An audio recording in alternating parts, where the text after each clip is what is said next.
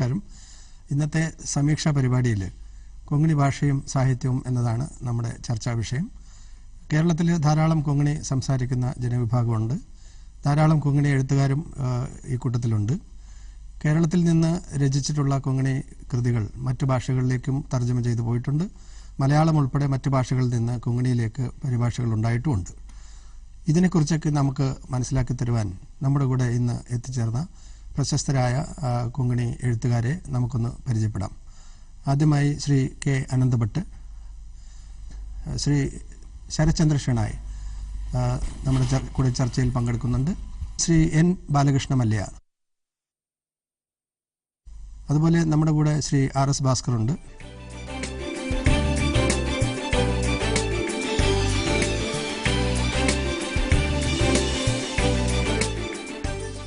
കൊങ്ങിണിയിലെ ശബ്ദ സമ്പത്ത്, പദസമ്പത്ത് വളരെ സമ്പന്നമാണ് എന്ന് ഇതിൽ നിന്ന് നമുക്ക് മനസ്സിലാക്കാം.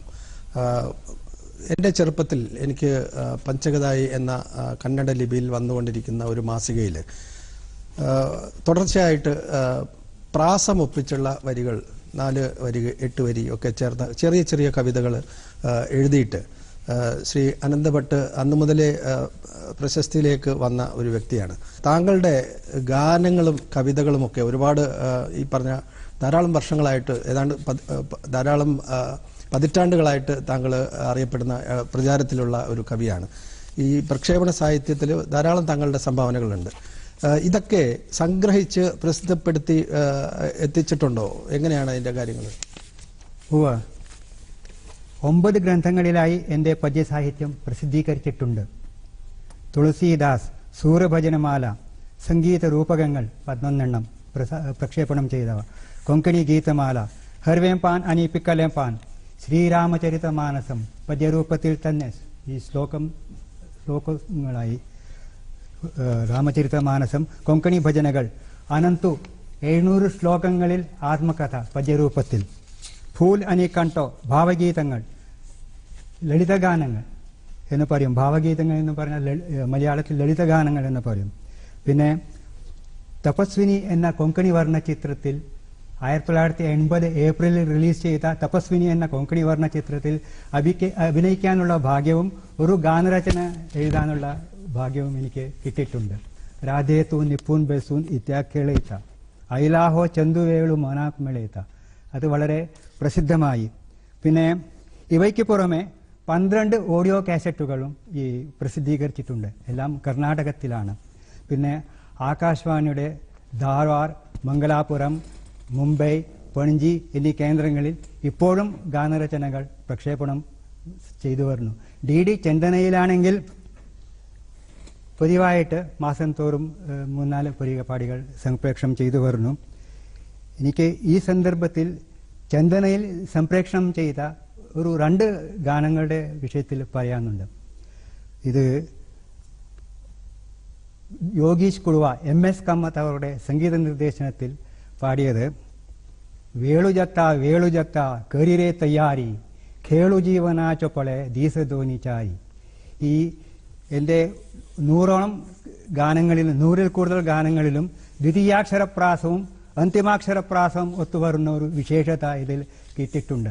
അതായത് മലയാള സാഹിത്യത്തിൽ പദ്യരചനയിൽ ദ്വിതീയാക്ഷരപ്രാസം, പണ്ടത്തെ സ്ഥിതിയാണ് ഞാൻ പറയുന്നത്, ദ്വിതീയാക്ഷരപ്രാസവും ഹിന്ദി ആര്യഭാഷ അത് അന്തിമാക്ഷരപ്രാസവും ഒക്കെ ആയി ഒത്തുവന്നിട്ടുണ്ട്. എനിക്കത് 2 ദ്രാവിഡ ഭാഷകളുടെയും ആര്യഭാഷകളുടെയും ഈ പദ്യസാഹിത്യത്തിൽ ഒരു ശൈലി ഏകീകരിച്ച് ഈ ഭാഷയിൽ ഏകത വരുത്താനുള്ള ഒരു ഭാഗ്യം എനിക്ക് സിദ്ധിച്ചിട്ടുണ്ട്.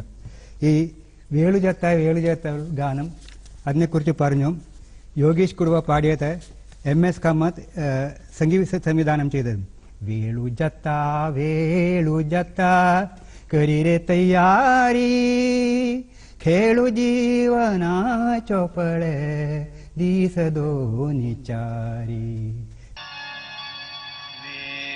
जगता वेणु जगता करी रे तैयारी खेळू जीवना चपळे दीस दोनी चारी वेणु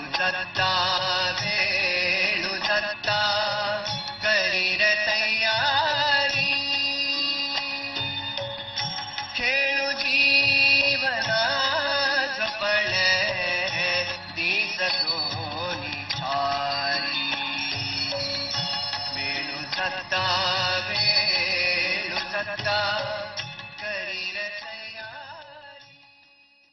പിന്നെ രണ്ടാമത്തേത് പുത്തൂർ നരസിംഹനായിക് പാടിയ സൂർദാസ് ഭജന.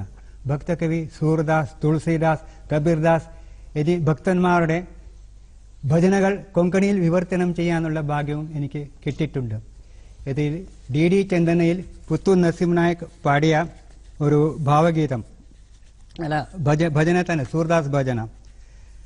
ഈശ്വര, എൻ്റെ ദുർഗുണങ്ങളെ മറക്കണേ, അങ്ങയുടെ പേര് സമദർശി എന്നാണല്ലോ, നീ വാക്ക് പാലിക്കണേ എന്ന് ഭഗവാനോട് പ്രാർത്ഥിക്കുന്നു. ദേവ മജെ അവഗുണത്തു വിസരി സമദർശിയമണു നാമത്തു ഗലെ വചനത്തു പാലന കയറി.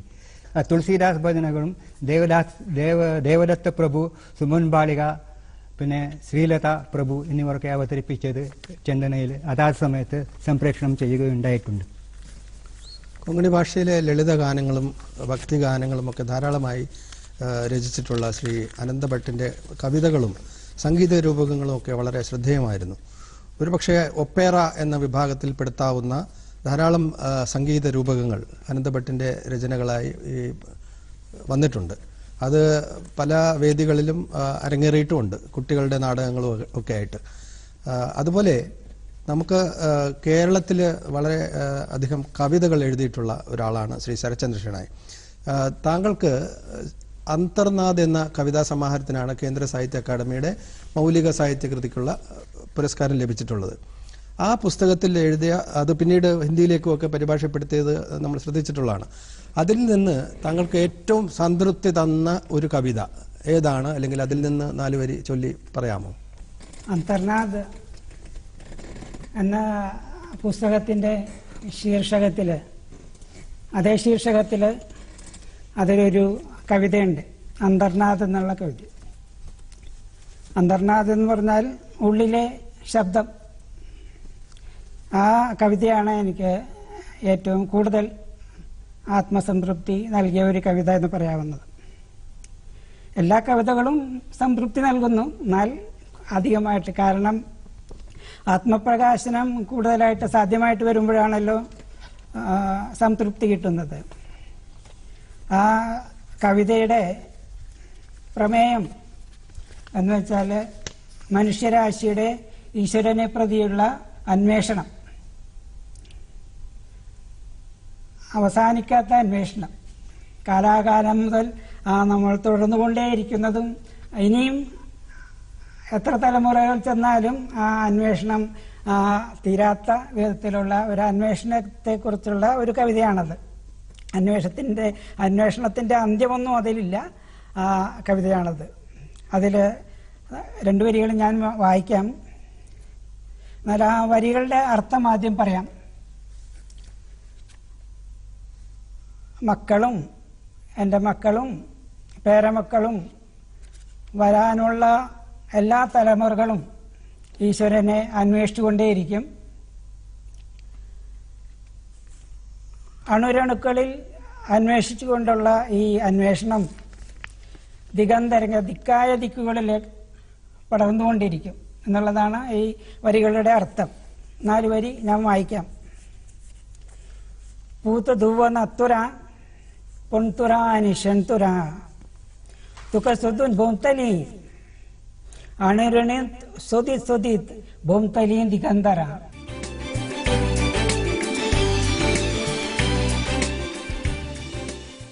മലയാളത്തിൽ നമ്മൾ കവിതയുടെ കാര്യം ആലോചിക്കുമ്പോൾ എല്ലാ ഭാഷാ വിദ്യാർത്ഥികളും പഠിച്ചിട്ടുള്ള ഒരു കാര്യമാണ് കേരളത്തിലെ കവിത്രയങ്ങളെക്കുറിച്ച്. മലയാളത്തിലെ ഉള്ളൂർ, വള്ളത്തോൾ, അതുപോലെ കുമാരനാശാൻ എന്നിങ്ങനെ ഉള്ള മഹാകവിത്രയങ്ങളെക്കുറിച്ച് നമ്മൾ പഠിച്ചിട്ടുണ്ട്. കൊങ്കണി ഭാഷയിലെ കവിതകൾ വായിക്കുമ്പോൾ അല്ലെങ്കിൽ പഠിക്കുമ്പോൾ ഇതുപോലെ ഏതെങ്കിലും കവിത്രയങ്ങളെക്കുറിച്ച് നമുക്ക് കേൾക്കാൻ സാധിക്കുമോ? തീർച്ചയായും.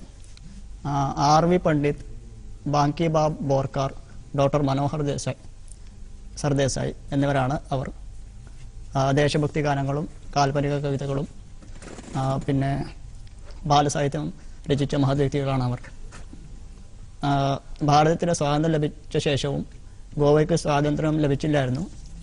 ഇവരുടെ ദേശഭക്തി ഗാനങ്ങൾ ആ സമയകാലങ്ങളിൽ ബോംബെ ആകാശവാണിയിലൂടെ പ്രക്ഷേപണം ചെയ്തു വന്നു.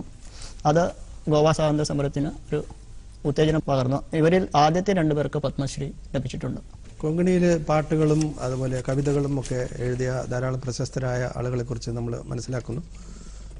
ഇതുപോലെ മലയാളത്തിലെ കവിത്രയങ്ങളെ പോലെ കൊങ്കണിയിലും കവിത്രയങ്ങളുണ്ട് എന്ന് പറഞ്ഞു. കൊങ്കണി ഭാഷയിലെ കവിതാ സാഹിത്യം വികസിച്ചു വന്ന കൂട്ടത്തിൽ അല്ലെങ്കിൽ ഇന്ന് എത്തി നിൽക്കുന്ന ഒരു കാലഘട്ടത്തിൽ വൃത്തശാസ്ത്രം കൊങ്കണിയിൽ വളർന്നിട്ടുണ്ടോ, അല്ലെങ്കിൽ വൃത്തരൂപത്തിൽ എഴുതുന്ന കവിതകളുണ്ടോ? എന്താണ് താങ്കളുടെ അഭിപ്രായം? സംസ്കൃത ഭാഷയുടെ വ്യാകരണ നിയമങ്ങൾ തന്നെയാണ് കൊങ്കണിക്കും ബാധകമായിട്ടുള്ളത്. ഞാൻ മാതൃയാക്കിയ മുൻ തലമുറക്കാരായ ഗോവൻ കവികൾ ബക്കിബാബ് ബോർക്കർ, രവി വിഷ്ണു പണ്ഡിറ്റ്, മനോഹർ രായ് സർദേശായ് എന്നിവരും എൻ്റെ സുഹൃത്തും ആയ പുണ്ഡിക് നാരായണ നായിക് എന്നിവർ, ഇവരൊക്കെ അവർ രചിച്ച കവിതകളിൽ വൃത്തം നിഷ്കർഷിച്ച് കണ്ടില്ല. ആ രീതി തന്നെയാണ് ഞാനും പിന്തുടരുന്നത്. ആയിലെ തേ ഗായിലെ അങ്ങനെ ഒരു ചൊല്ല് കൊങ്കണിയിലുണ്ട്. മനസ്സിൽ വന്നത് അതേപടി പാടി, ഏതാണ്ട് ആ ഒരു മെത്തേഡിലാണ് ഞാനും എൻ്റെ കവിതകൾ രചിച്ചു വരുന്നത്. എന്നാൽ തന്നെ എൻ്റെ കവിതകളിൽ വൃത്തം, താളം ഉണ്ടാവും. മാത്രാ ഘടനയിൽ അങ്ങേയറ്റം ശ്രദ്ധിക്കാറുണ്ട്. വാക്ക് പ്രയോഗത്തിലും വളരെയധികം ശ്രദ്ധ ചെലുത്താറുണ്ട്. ഇടയ്ക്കിടെ പ്രാസവും കാണും. നമ്മുടെ മനസ്സിലെ ആശയങ്ങൾ പ്രകടിപ്പിക്കണമെങ്കിൽ, ശക്തമായി പ്രകടിപ്പിക്കണമെങ്കിൽ നാം അതുപോലെ പറയണം എന്നാണ് എൻ്റെ ഒരു കണ്ടെത്തൽ. ഏതാണ്ട് അങ്ങനെയുള്ള കവിതകളൊക്കെ വായനക്കാർക്ക് വളരെ അധികം ഇഷ്ടപ്പെട്ടിട്ടുണ്ട് എന്നാണ് എനിക്ക് ലഭിക്കുന്ന അഭിപ്രായങ്ങൾ. ഇത്രയൊക്കെ ആണെങ്കിൽ തന്നെ ഞാൻ അടുത്ത കാലത്ത് ഒരു മലയാളത്തിൽ നിന്ന് ചെങ്ങമ്പുഴയുടെ വാഴക്കുല എന്നതിൻ്റെ കൊങ്കണി തർജ്ജിമ കേരള കൊങ്കണി സാഹിത്യ അക്കാദമിക്ക് വേണ്ടി ചെയ്യുകയുണ്ടായി. കേളികട എന്ന പേരിൽ.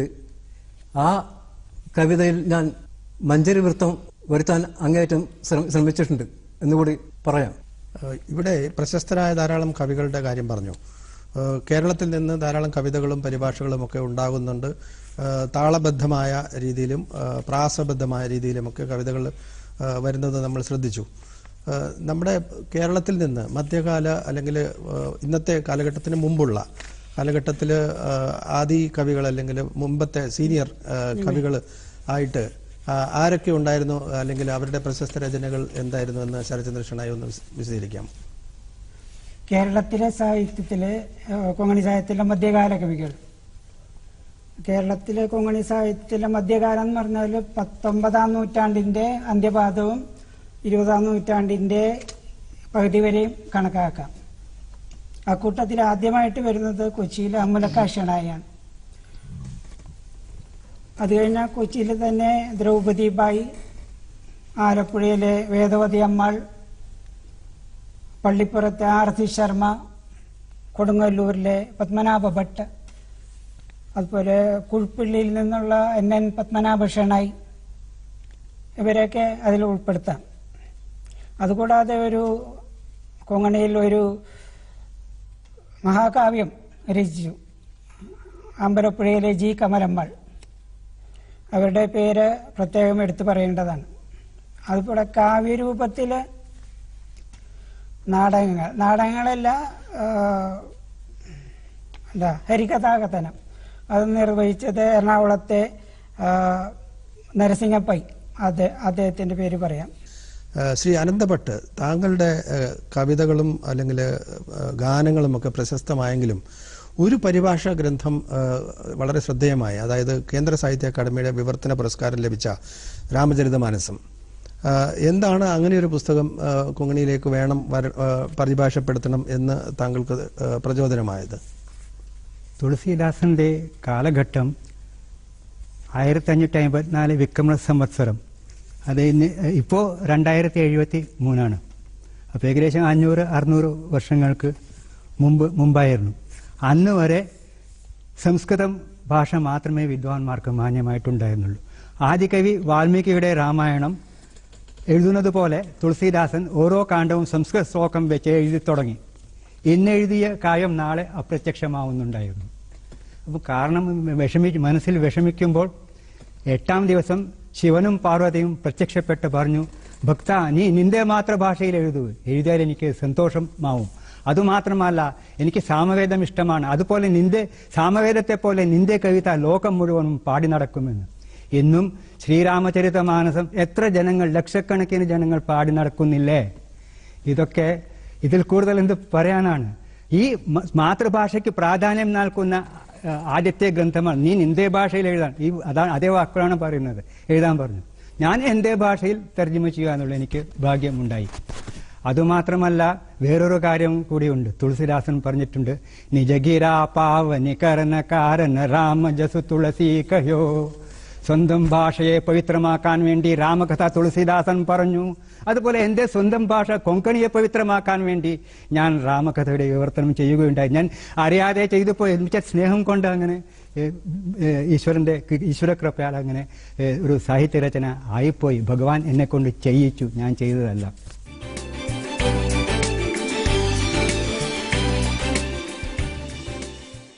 ഗോവ വിട്ടു വന്ന ഒരു സമൂഹം, ഗോവയിൽ നിന്ന് മാറി താമസിച്ച അല്ലെങ്കിൽ അതിന് നിർബന്ധിതരായ ഒരു സമൂഹം കേരളത്തിൽ, അതുപോലെ കർണാടകയിൽ, മഹാരാഷ്ട്രയിലൊക്കെ ഇന്ന് അധിവസിച്ച് വരുന്നുണ്ട്. ഈ കൊങ്ങിണി സമൂഹത്തിൽ കേരളത്തിൽ നിന്ന് ഉണ്ടായിട്ടുള്ള ഒരു ഖണ്ഡകാവ്യം അടുത്ത കാലത്ത് വളരെ ശ്രദ്ധിക്കപ്പെട്ടിട്ടുണ്ട്. വിസ്ഥാപനാച്ചി കഥ എന്നാണ് അതിൻ്റെ പേര്. എന്താണ് ഈ കൃതിയെ മറ്റുള്ളതിൽ നിന്ന് വ്യത്യസ്തമാക്കുന്നത് എന്ന് ശരത്ചന്ദ്ര ഷണായി ഒന്ന് പറയാം. വിസ്ഥാപനാച്ചി കഥ പ്രമേയം വളരെ പുതുമയുള്ളതാണ്. അതുകൂടാതെ ആ കാവ്യശൈലിയും വളരെ സവിശേഷത ആർന്നതാണ്. അതുകൂടാതെ അതിൻ്റെ കവി രംഗഹരി അദ്ദേഹത്തിൻ്റെ പ്രഥമ ഖണ്ഡകാവ്യമാണ്, പ്രഥമ കൃതിയാണ്. ഗോവയിൽ നിന്നുള്ള കൊങ്ങിണി ഭാഷികരുടെ പലായനം, അതിൻ്റെ കഥ പറയുന്ന ഒരു സവിശേഷ കൃതിയാണത്. ഖണ്ഡകാവ്യം തന്നെ കൊങ്ങിണിയിൽ ധാരാളം സമയം കഴിഞ്ഞിട്ടാണ് പ്രത്യക്ഷപ്പെടുന്നത്. കൂടാതെ കേരളത്തുകാരനായ ഒരു ലേഖകൻ്റെ പ്രഥമകൃതി ഗോവയിൽ ഒരു മുൻപന്തിയിലുള്ള ഒരു പ്രകാശകർ അച്ചടിച്ച് മുദ്രണം ചെയ്തു എന്നുള്ള ഒരു സവിശേഷത അതിനുണ്ട്. കാവ്യശൈലി എന്ന് പറയുകയാണെങ്കിൽ ഗോവയിലുള്ള ആർ വി പണ്ഡിറ്റ്, ദിവംഗതനായ ആർ വി പണ്ഡിറ്റിൻ്റെ സമാനതയുള്ള കാവ്യശൈലിയാണ്. അധികം ആൾക്കാരൊന്നും ഉപയോഗിക്കാത്ത കാവ്യശൈലിയാണ്. ചെറിയ ചെറിയ വരികൾ, കുറിക്കൊള്ളുന്ന അക്ഷരങ്ങൾ, കുറിക്കൊള്ളുന്ന വാക്കുകൾ, ഇതെല്ലാം ചേർത്തിട്ടുള്ള സവിശേഷതയാർന്ന ഒരു കൃതിയാണത്. 2003 കേന്ദ്ര മാനവ വിഭവ ശേഷി വകുപ്പിൻ്റെ ആഭിമുഖ്യത്തിൽ ഒരു വീഡിയോ ഓഡിയോ പരിപാടി സംഘടിപ്പിക്കുകയുണ്ടായി. അതിൽ വിഷയം കാശ്മീരിനെ കുറിച്ചുള്ള കവിതകളായിരുന്നു. ഭാരതീയ ഭാഷകളിൽ കാശ്മീർ എങ്ങനെ പ്രമേയമായി എന്ന് ഒരു ഷോക്കേസ് ചെയ്യാൻ വേണ്ടിയിട്ട് അവർ തയ്യാറാക്കിയ പരിപാടിയായിരുന്നു. കൊങ്ങിണി ഭാഷയിൽ നിന്നൊരു കവിത ആ കൂട്ടത്തിൽ വന്നു. അത് ശ്രീ R.S. ഭാസ്കറിൻ്റെ കാശ്മീർ രാജ്യ മജ ഭവ എന്ന് പറയുന്ന കവിതയായിരുന്നു.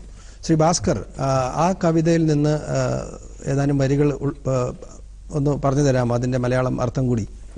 കാശ്മീർ രാജ മജ ഭാവ എന്നതിൻ്റെ കൊങ്ങിണി കവിത ഇംഗ്ലീഷിൽ oh my brother from Kashmir എന്ന പേരിൽ ഇന്ത്യൻ ലിറ്ററേച്ചറിലാണ് അത് പ്രസിദ്ധീകരിച്ചു വന്നത്. ഏതാണ്ട് ആ പ്രസിദ്ധീകരണത്തിൽ നിന്നാണ് ആ കവിത അവർ തിരഞ്ഞെടുത്തത്. ഇന്ത്യൻ പോയട്രി ഓൺ കാശ്മീർ എന്ന വീഡിയോ പ്രോഗ്രാമിന് വേണ്ടി ഭാരതീയ ഭാഷകളിൽ വന്ന കാശ്മീരിനെ കുറിച്ചുള്ള എല്ലാ കവിതകളും, തിരഞ്ഞെടുത്ത കവിതകൾ ഇംഗ്ലീഷ് ആവിഷ്കാരമാണ് ആ പ്രോഗ്രാമിൽ ഉപയോഗിച്ചത്. എൻ്റെ കവിത കാശ്മീരിലെ ഒരു യുവാവ്, ഞാൻ എൻ്റെ മാതൃ സഹോദരൻ എന്ന സങ്കല്പിച്ചുകൊണ്ട് ഉള്ള ഒരു കവിതയാണ്. സഹോദരന് അവിടെ കാശ്മീരിൽ അനുഭവിക്കേണ്ടി വന്ന ദുർഘടങ്ങൾ, അതാണ് ആ കവിതയിലെ വിഷയം. तुझो जल्ला रक्ताचो सूर्य तुझे जल्ला रक्ताचें चान्ने रक्ताचें फूल आनी रक्ताचें फळ देवदार तुका रक्ताचो रूख डाल तुका रक्ताचें तळें ശിവാലിക് തുക രക്താച്ചോ ദുങ്കുളോ ദേവദാരും നിനക്കിന്ന് രക്തത്തിൻ്റെ വൃക്ഷമാണ് ഡാൽ തടാകം രക്തത്തിൻ്റെ നദിയാണ് ശിവാലിക് നിനക്ക് രക്തത്തിൻ്റെ ഒരു പർവ്വതമാണ് പുരായ് കാശ്മീർ തുക രക്താച്ചെ ഗൾ ഹാവ് മരെ ബാവ് തുജോ റാക്കണേക് തുക പാവും നസിലോ കാശ്മീർ അപ്പാടെ രക്തത്തിൻ്റെ നദിയായി തീർന്നിട്ടുണ്ട് ഞാനാണെങ്കിലോ ഞാൻ നിന്റെ പ്രിയ സഹോദരൻ നിന്റെ രക്ഷയ്ക്ക് ഒരിക്കലും എത്തപ്പെടാൻ സാധിക്കാത്തവൻ അങ്ങനെ പറഞ്ഞാണ് ആ കവിത അവസാനിക്കുന്നത്. ശ്രീ ബാലകൃഷ്ണ മല്യ, താങ്കളുടെ കവിതകൾ ഞാൻ വായിച്ചിട്ടുണ്ട്. അതിൽ വൃത്തമോ അല്ലെങ്കിൽ പ്രാസമോ അല്ലെങ്കിൽ ഒരു നാടൻ പാട്ടിൻ്റെ സ്വാധീനമോ ഒന്നും എനിക്ക് കണ്ടെത്താൻ സാധിച്ചിട്ടില്ല. അത് ഒരു പക്ഷേ ഛന്ദോമുക്തമായ ഒരു ശൈലി താങ്കൾ പിന്തുടരുന്നത് കൊണ്ടായിരിക്കാം. എന്താണ് ഇങ്ങനെ ഛന്ദസ്സില്ലാതെ എഴുതാനുള്ള ഒരു പ്രചോദനം? എൻ്റെ കവിതകൾ ഛന്ദമുക്തമാണ്, പക്ഷേ പ്രാസമുക്തമോ താളമുക്തമോ അല്ല. ഹൃദയത്തിൻ്റെ താളമാണ് എൻ്റെ കവിതയുടെ അടിസ്ഥാനം. പിന്നെ ആ സമയത്തിലെ മനസ്സിലെ വികാരം അത് പ്രധാനമാണ്.